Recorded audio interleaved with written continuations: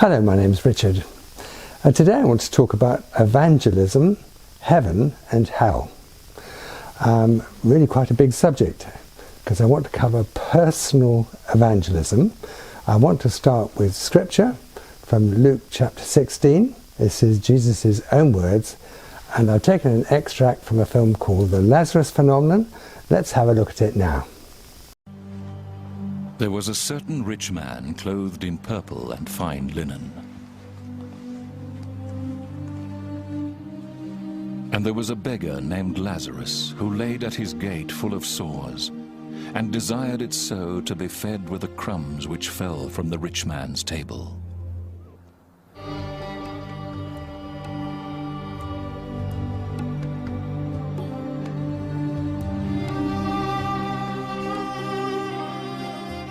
Moreover, the dogs came and licked his sores.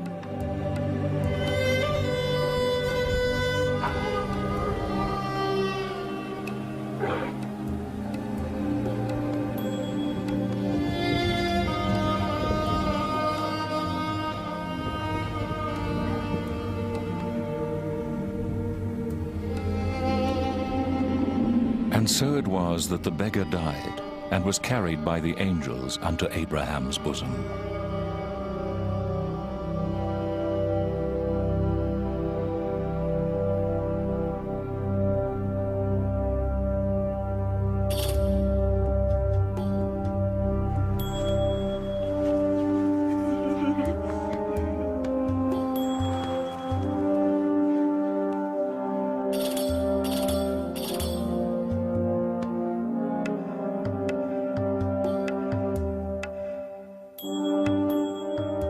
Now the rich man fared sumptuously every day, feasting and dining to his delight.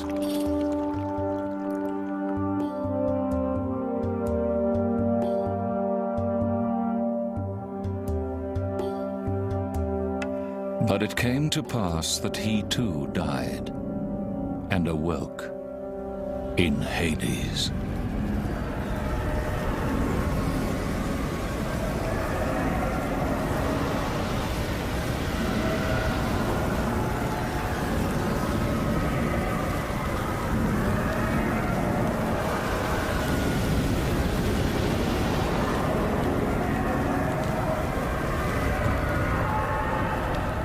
And while in torment, he looked up and saw Lazarus and Abraham afar off. Father Abraham, have mercy upon me. Send Lazarus to this finger in water and cool my tongue. I am in agony in this fire. My friend, remember that while you lived, you had everything good, and Lazarus everything bad. Now he is at peace, and it's you who are in pain. And besides, there's this great chasm between us that no one can cross over. Abraham, please send Lazarus to my father's house. I have 5 brothers. Do not let them come to this terrible place. Your brothers can read what Moses and the prophets wrote. That's what they should pay attention to. It's not enough. If someone from the dead were to go to them and tell them, they would turn to God. If they won't pay attention to Moses and the prophets, they won't even listen to someone who comes back from the dead.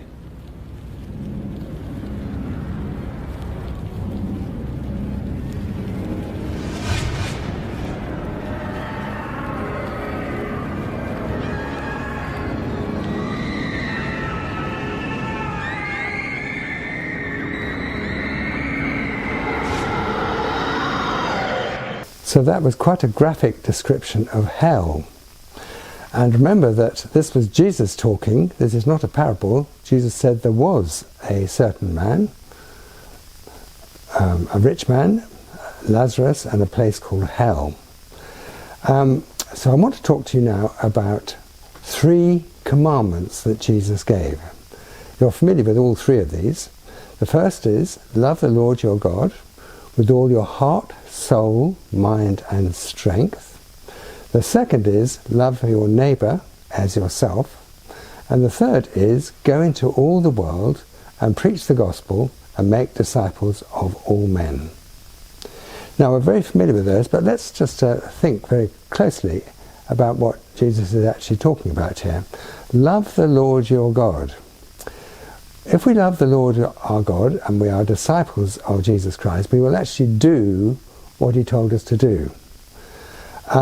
It's not actually a very simple or easy thing to go and talk to other people about the gospel of Jesus Christ so that they can be born again and go to heaven. However, that is exactly what Jesus wants us to do. Let's think of the second commandment, love your neighbour as yourself. Now, we know from the parable of the Good Samaritan that a neighbour is everybody that we come into contact with in our walk through our life. You're probably familiar with Auschwitz, which is a Nazi concentration camp, where in the Second World War, Oskar Schindler saved over 1,000 people from death in the gas chambers. You and I, in our life, we come into contact with thousands of people. And Jesus said, wide is the road that leads to destruction, and many go that way. Narrow is the road that leads to life, and few there be that find it. Now, I'm familiar with the fact that when we go to funerals, everyone assumes that the person who has sadly just passed away is now in a much better place. But that's not what Jesus actually said. Jesus said, except you are born again, you will not see the kingdom of heaven. So that brings us to the third commandment. And this is the last thing that Jesus ever said on planet Earth after the resurrection, before he ascended to heaven. He gave his disciples a commandment to go into all the world and preach the gospel and make disciples of all men. That's a commandment to go into all the world. Now, where is the world in this context? The world is, in this context, is where the unbelievers and the atheists are, and as Christians we need to go and speak to them about being born again in order that they can go to heaven and not go to hell. Now, so far I've spoken quite a lot about hell.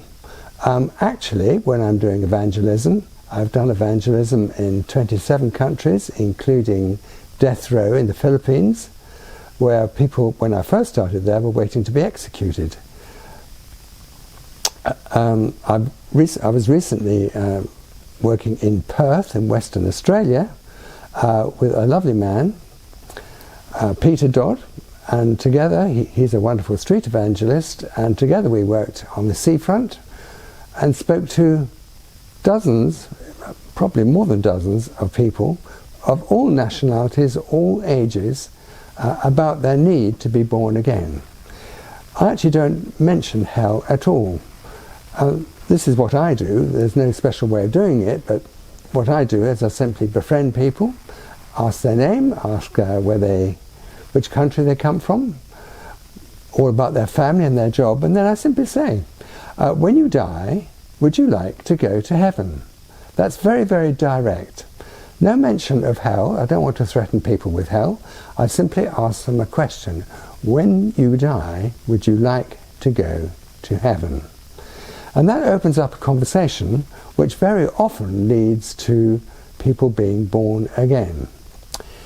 Now, I'm not going to make a very long video now about personal evangelism, but if you would like to know more about personal evangelism, please comment below, and I'll produce more videos on personal evangelism, because we all need to actually go out of our churches, out of our church meetings, into the world where the people are, into the supermarkets, into the adventure playgrounds, along the beaches, post offices, taxis, aeroplanes, buses, trains, wherever people are, and simply talk to people about whether they would like to go to heaven when they die. This is really important.